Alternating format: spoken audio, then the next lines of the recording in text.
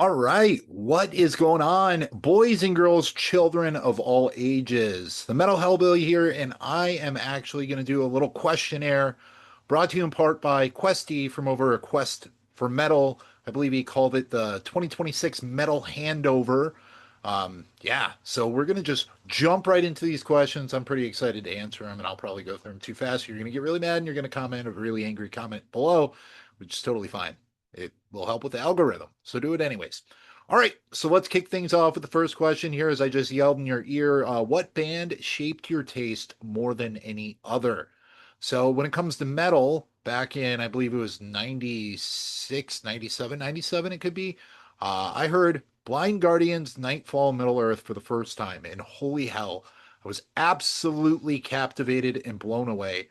Hansi Kirsch's vocals were just something that I'd never heard before. I'm like, what the hell is this? He sounds weird, but awesome and amazing. And it's about like, old freaking shit it reminded me of Final Fantasy video games. And I was absolutely enamored and hooked. And I've been a huge fan ever since. So Blind Guardian would be my answer for the first question.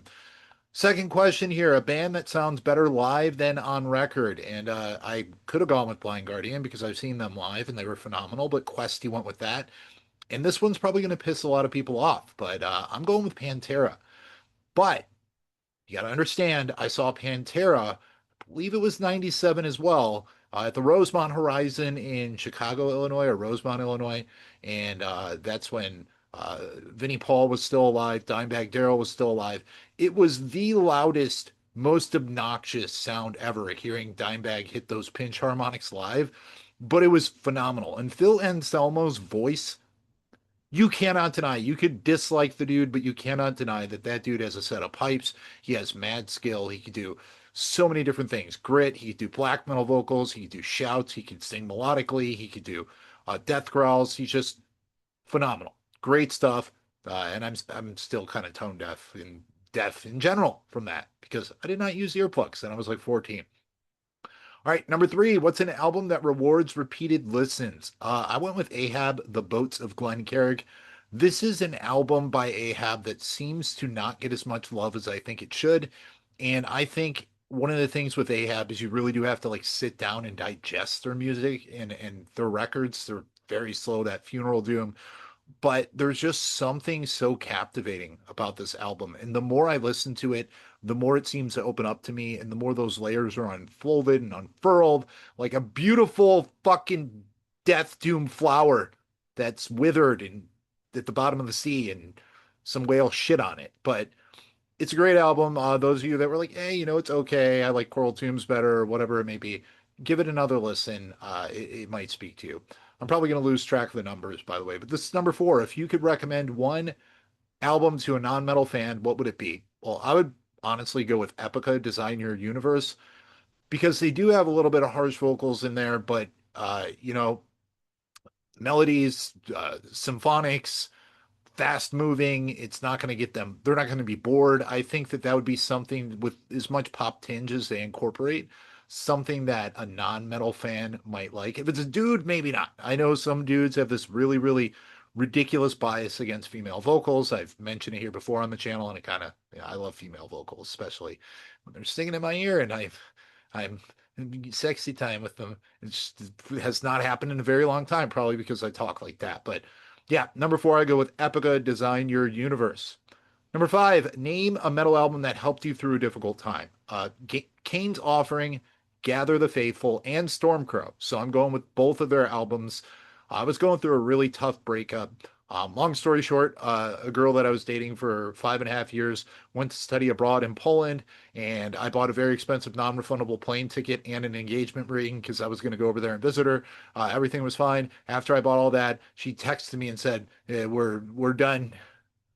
That fucked me up for a very long period of time. That was a few $1,000s that I had to swallow, and I was not very well off then. But these two albums, I would have them on repeat. I would go for my walks. Basically, I would punch, dance, punch it out in the forest, like in Footloose, with this on. It was a really tough time, but those albums still hold a special place in my heart. A band that I'll always defend. despite their album Talvia, which I still am okay with. I don't think it's that great, but I still will defend them. Sonata Arctica, I just love them. One of my very, very first power metal bands, along with Blind Guardian and Tony Kakko. Just his voice, it wooed me away. So Sonata Arctica is it. Unless they do like a fucking trip hop album, then I'm out. Sorry, Tony. You can go fuck yourself at that point. An album where the deep cuts are better than the hits. People are going to get really mad about this because a lot of people don't like this album, and I absolutely love it. And I'm talking about 1992, I believe. Was it 92? Countdown to Extinction by Megadeth. I mean, you have the self-titled track, Countdown to Extinction, which is good. High Speed Dirt. You have This Was My Life. It's a banger. I don't understand the hate for it. People are like, oh, it's like the Black Album by Metallica, which I get, but you know what? I like the Black Album, so there's that. So you hate me even more now if you just learned that. So, yeah. By the way, I got to mention it is so freaking cold here. That's why I have two hoodies on that look like I'm fucking. That made it worse. We're off to a good start. All right. So what number was that? Who knows? Next one. We are on a band you'd wish would stop making music. Corn. Just stop. Next question. An album where the production holds back the songs. I will say Sepultura, Morbid Visions, the OG. Okay, there is a charm to it. You know, the freaking very, very loose playing the out of tune guitars on that Bestial Devastation. But and I'm glad they did, re-record it. It sounds so much better when it's cleaned up, but great songs on that album. I mean, that album is fucking vicious, but the production is just bad. It's just really bad. I could have gone with a lot of other albums, but that one was the first one that popped in my head. I'm like, I'm gonna do it. Oh fuck, indigestion. An album that defines a genre perfectly. I went with Power Slave by Iron Maiden. To me, that's just heavy metal right there. That is heavy metal. That's how heavy metal should be played. Yeah, they do a little bit of this and a little bit of that there and a little bit of this and a little bit of that and a little bit of din, din, din, din. But this is heavy metal. This is how it's meant to be played. It's fantastic. If you don't like Power Slave by Iron Maiden, no. If you don't like Iron Maiden, get off my channel. Okay. Just like go away. You're not a true metalhead. I'm kidding. I'll never tell anyone that they're not a true metalhead. I mean, I'm the dipshit that listens to baby metal sometimes. So I've lost a lot of subs today with all these things that I'm saying. All right, next one, an album you respect more than you enjoy. I went with Falling into Infinity by Dream Theater. I like Dream Theater. I am a supporter of that band. I think that they do get a lot of either love it or hate it sort of energy. This album is just too damn long. With all that wankery and that long, like I can't wank it that long, and I wank it a lot. Like if I tried to wank it that long, I would have skin flute burns and rashes, and I'd have to explain that to the doctor. I fell on the rug and got rug burn. He's like, yeah, I'm sure you did, Billy. It was your fourth time here this month for this cream. It's expensive. Yeah, that's what I'm going with there. Name a band where the side project rivals the main. I'm gonna go with Glacial Tomb. Okay, I love Chemist. Love Chemist. But Glacial Tomb, I think it is just so amazing that there are two completely polar opposite genres with like the same lineup, and both of them fucking crush. Glacial Tomb is amazing. Chemist is amazing. But I gotta give the edge to Glacial Tomb. I just like that kind of death metal. It makes my blackened heart sing. So, all right, best metal band that you've discovered by accident. Serenity. I actually believe, if I remember correctly, I said power metal bands that sound like Sonata Arctica. And I believe that came up. And I was like, holy shit, George sounds kind of like Tony. And then I was like, holy shit, these songs are fucking good. What else do they have? Holy shit. And I listened to that and Sonata Arctica, The Days of Grace, basically my entire contest prep in 2009. Um, those of you that don't know, I'm an ex-competitive bodybuilder. I don't compete anymore because I'm an old man. But that I listened to a lot of Serenity and I love them. I think that was one of my best discoveries by accident. If you could erase one album from a band's discog, what would it be? I talked about this earlier, Telvia by Sonata Arctica. I will listen to it. I own it because I own everything by them. That's a main album, but if you take that out, their discography is pretty damn good. I know Stones Grow Her Name is a little bit funky, and I can't think of the other one right now. I should be able to think of it because they're like my favorite band, but whatever. Um, yeah, that one can go away if I had to get rid of one. A band you loved early on, now you can't stand. Nine Inch Nails. I tried it again. Luke, if you watch this video, I'm sorry, buddy. Like, I've tried again and again and again.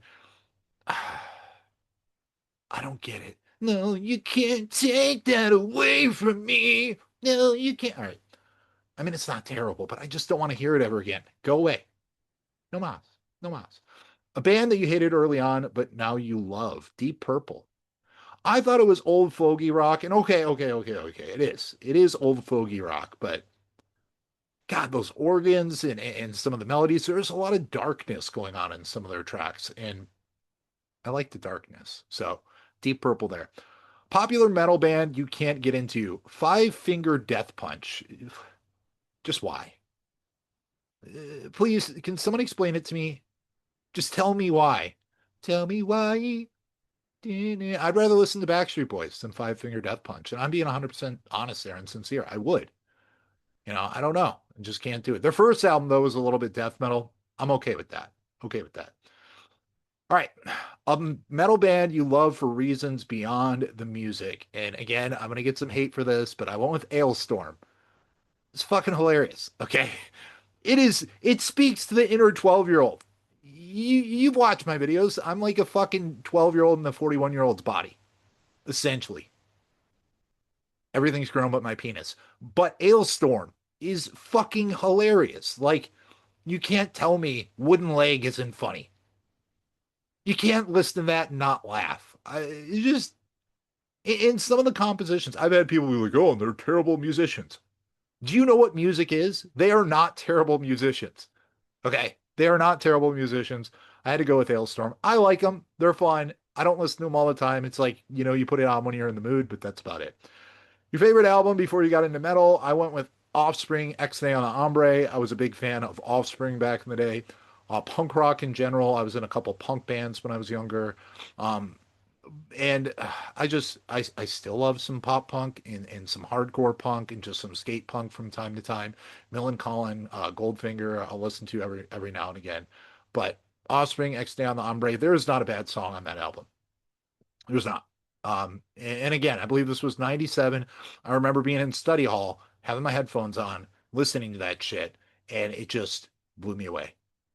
Leaving flowers on a grave, show that I still care. You want to hear me sing? Let's go. Let's go, baby.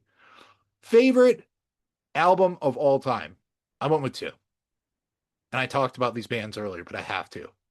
Nightfall in Middle Earth by Blind Guardian and Winter Hearts Guild by Sonata Arctica. Those are two of my favorite power metal albums, two of my favorite albums of all time. Front to back bangers. Just so fucking good. But anywho, that is the video. If you have not subbed to the channel, sub, do it. Give me a like. Is there a hype button? People say there's a hype button. Hit the hype button. If there's not one, create one. Draw it on your computer screen and press that fucker. And you cannot sue me for telling you to do that because if you did that, you're an idiot. And so am I. All right. Sub for the next video, but Metal Hubby out. Hopefully you enjoyed it. If you didn't, well, sorry.